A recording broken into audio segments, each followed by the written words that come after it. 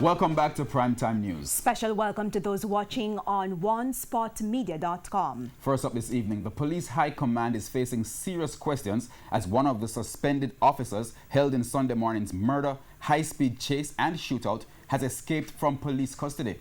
The rogue cop was held after the vehicle he and two other suspended cops were traveling in collided with another car. But that's not the only question being asked. A civilian who had nothing to do with the incident was also killed by the police, and his relatives are demanding answers. Questions abound for the police high command as an already bad situation continues to get worse. It comes as 3 suspended JCF officers have been implicated in a fatal shooting at Chedwin Park on Old Harbour Road, St. Catherine on Sunday. They were challenged by an off-duty policeman who engaged them in a high-speed chase and shootout along Old Harbour Road. The vehicle in which the suspended cops were traveling crashed into another vehicle at the stoplight at the intersection of Brunswick Avenue and Job Lane in Spanish Town.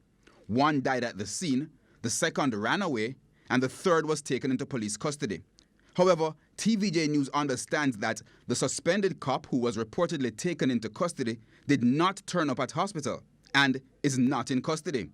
The Independent Commission of Investigations, INDECOM, has now launched a major investigation questioning all aspects of the incident, including how it is that Officer Kirk Fraser is now at large, because he was held on the scene and he was put in the charge of an officer to be taken to hospital, but he was never admitted at hospital, and we are inquiring as to what happened, why he cannot now be accounted for.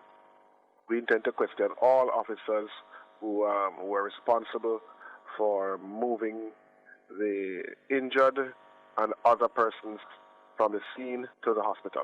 INDECOM and the police high command are also probing the circumstances which led to a civilian, Kevron Burrell, who was driving the vehicle which the suspended cops crashed into, being shot and killed.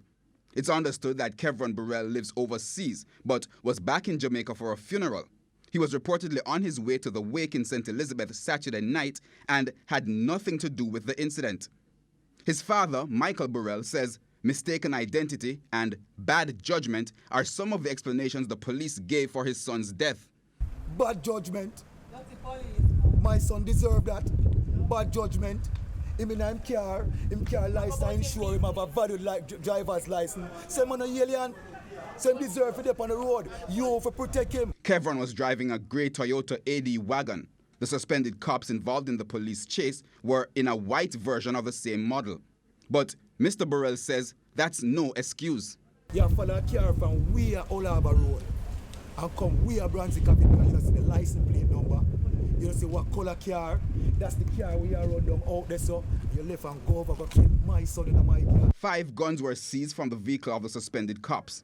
The second civilian, who was killed at Chedwin Park, has been identified as Sheldon Daly, otherwise known as Junior Biggs. Herman Green, TVJ News.